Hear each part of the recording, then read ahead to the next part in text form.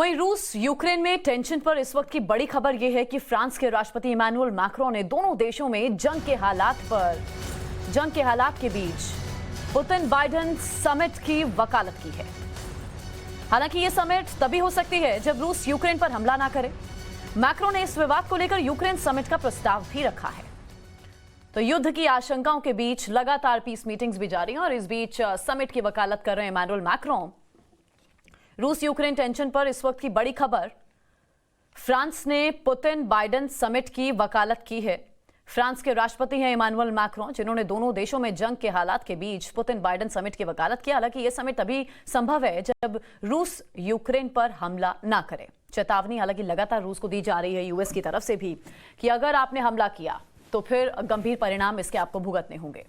रूस ने बीच में कहा था कि हमने अपने टैंक, ट्रक, हथियार सब यहां से हटा लिए हैं, लेकिन यूक्रेन बार बार कह रहा है कि ऐसा कुछ नहीं है। अभी भी बॉर्डर्स पर टेंशन बनी हुई है। अभी भी ट्रक, टैंक रूस की तरफ से जो भेजे गए थे हथियार, वो अभी भी बॉर्डर पर है।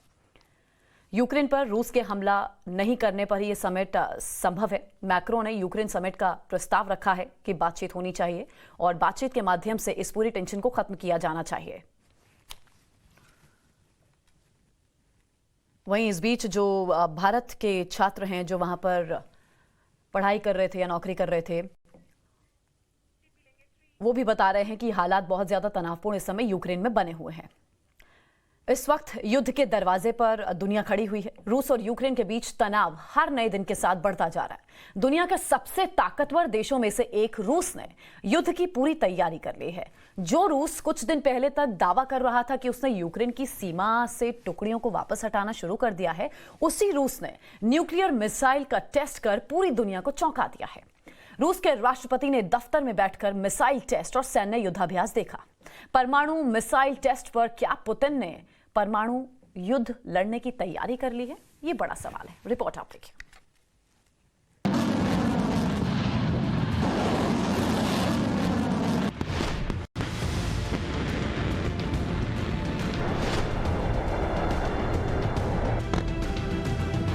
रूस के राष्ट्रपति ने अगर एक बार अपने मन में कुछ ठान लिया तो वो करके ही दम लेते हैं, भले ही इसके लिए पुतिन को किसी भी हद को पार क्यों न करना पड़े।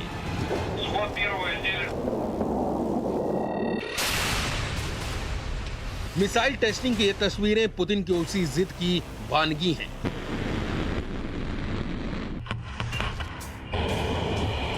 रूस और यूक्रेन के बीच अभी तक युद्ध का ऐलान नहीं हुआ है, लेकिन रूस ने मिसाइलों की बारिश करके सिर्फ यूक्रेन को ही नहीं बल्कि दुनिया को दहशत में डाल दिया है।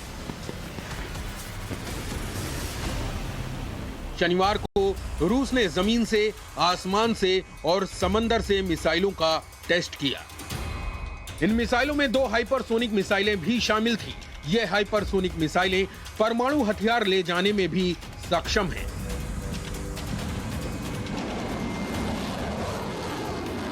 रूस ने देश के पश्चिमी इलाके के एक बर्फीले सैन्य अड्डे से मिसाइल दागी।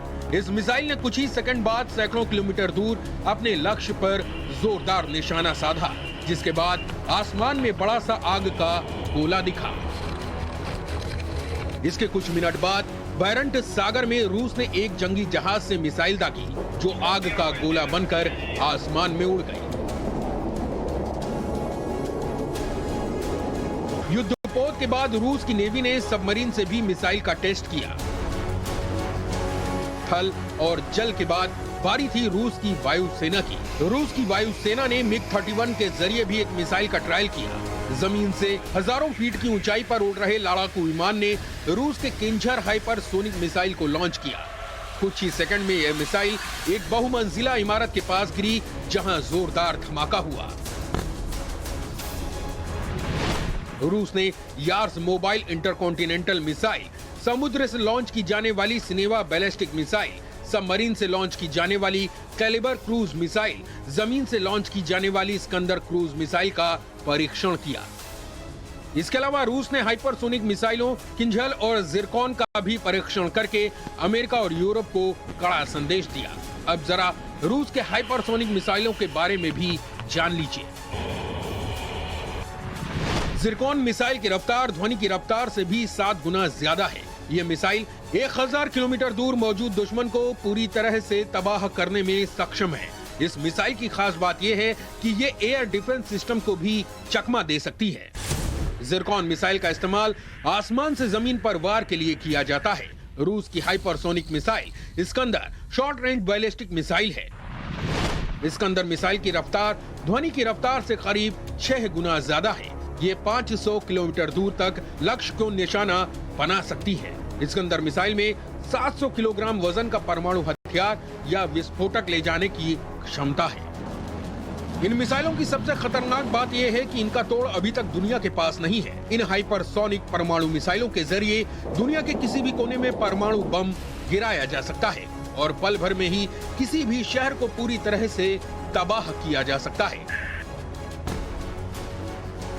रूस के राष्ट्रपति व्लादिमीर पुतिन ने शनिवार को न्यूक्लियर मिसाइल के ट्रायल को लाइव देखा था। रक्षा मंत्रालय के सिचुएशन रूम में बैठकर पुतिन ने टीवी पर मिसाइलों की टेस्टिंग देखी थी। तो मेरे विचार से ये युद्ध चाहे न्यूक्लियर या दूसरा कन्वेंशनल वॉरफेयर से ये युद्ध होने वाला मेरे ख्याल से नहीं है। ये केवल एक दबाव डालने का तरीका है। बीते करीब 1 महीने से रूस और यूक्रेन के बीच तनाव चल रहा है। पूरी दुनिया चाह रही है कि दोनों देशों के बीच तनाव कम हो जाए। पिछले दिनों पुतिन ने अपनी सेना के पीछे हटने का दावा भी किया था, लेकिन इस दावे के कुछ ही दिन के अंदर न्यूक्लियर मिसाइलों का ट्रायल करके पुतिन ने अमेरिका और यूरोपीय देशों की धड़कनें फिर से बढ़ा दी हैं। Bureau report, times now, Navbharat.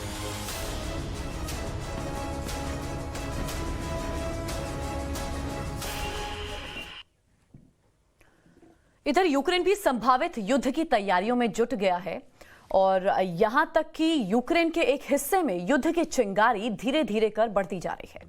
अब तो अमेरिका और ब्रिटेन को भी यकीन हो चला है कि युद्ध होकर रहेगा। भारत ने भी कह दिया है कि जो भारतीय यूक्रेन में रह रहे हैं वो जल्द से जल्द वापस लौट आएं। इससे अंदाजा लगाया जा सकता है कि यूक्रेन पर हमला तय है।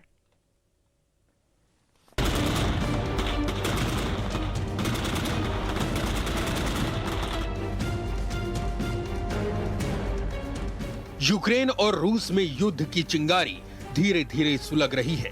यूक्रेन की सेना रूस के समर्थक विद्रोहियों से मुकाबला कर रही है। विद्रोहियों पर गोले बरसा रही है। यूक्रेन के डोनबास इलाके में गोलीबारी की ये तस्वीरें उसी युद्ध का सिर्फ ट्रेलर हैं।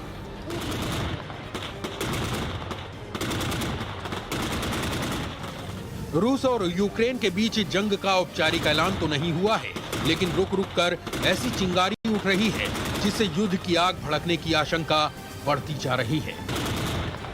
यूक्रेन की सैन्य ताकत भले ही रूस से बेहद कम हो, लेकिन यूक्रेन की सेना और वहां के लोग किसी भी युद्ध के हालात में अपने देश के साथ खड़े रहने के लिए हथियार चलाने की ट्रेनिंग ले रहे हैं। यूक्रेन के आम नागरिक सैनिकों के साथ मिलकर युद्ध में लड़ने की ट्रेनिंग ले रहे हैं।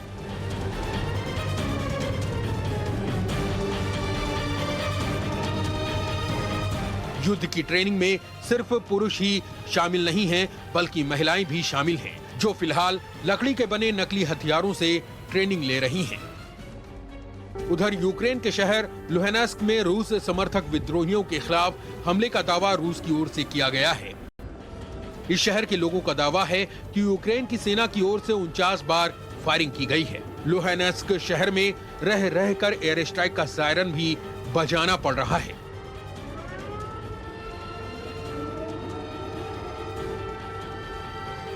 वहीं रूस ने अपने पड़ोसी देश बेलारूस के साथ युद्ध अभ्यास शुरू कर दिया है। ये युद्ध अभ्यास बेलारूस में हो रहा है, जिसकी सीमा यूक्रेन के साथ भी लगती है। इस वॉर एक्सरसाइज में रूस ने दुनिया के सामने अपने हथियारों का प्रदर्शन किया है।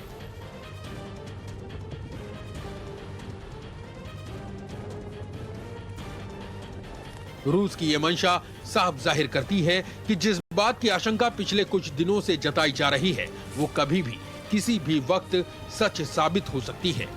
हालांकि अब अमेरिका को भी यकीन हो चला है कि युद्ध निश्चित है, बस वक्त का इंतजार है। About the real possibility of war in Europe. So our position is for us very clear, which is as a leader, which we have been, bringing together the allies. America की उपराष्ट्रपति कमला हैरिस के बयान से 2 दिन पहले ही America के राष्ट्रपति Joe Biden भी मान चुके हैं कि युद्ध होकर रहेगा। बाइडेन ने तो यहां तक कह दिया है कि पुतिन युद्ध का आदेश अपनी सेना को पहले ही दे चुके हैं, बस अगले हफ्ते किसी भी दिन युद्ध शुरू हो सकता है। Look, we have reason to believe the Russian forces are planning to and intend to attack Ukraine in the coming week, in the coming days. We believe that they will target Ukraine's capital, Kyiv, a city of 2.8 million innocent people. Make no mistake, if Russia pursues its plans, it will be responsible for a catastrophic and needless war of choice. The United States and our allies are prepared to defend every inch of NATO territory from any threat to our collective security as well. We also will not send troops in to fight in Ukraine, but we will continue to support the Ukrainian people. America को भरोसा हो चला है कि अब Ukraine और रूस के बीच युद्ध निश्चित है। वहीं ब्रिटेन के प्रधानमंत्री बोरिस जॉनसन ने तो यहां तक दावा किया कि रूस जिस तरीके से जंग की तैयारी कर रहा है वो द्वितीय विश्व युद्ध के बाद सबसे बड़ा युद्ध होगा। I think there's still time for wiser counsel, still time for common sense to win. We hope that President Putin will think better of what I think will be an absolutely crazy, disastrous venture in Ukraine. Vladimir Putin की जिद और रूस की सैन्य तैयारियों को देखकर पश्चिमी देश ये मान चुके हैं कि पुतिन ने तय कर लिया है कि युद्ध के सिवाय और कोई विकल्प नहीं है। आशंका तो इस बात की है कि अगर यूक्रेन और रूस में युद्ध हुआ तो कहीं 2 देशों के बीच का ये युद्ध तीसरे विश्व युद्ध में तब्दील न हो जाए। ब्यूरो रिपोर्ट, टाइम्स नाउ, नव भारत।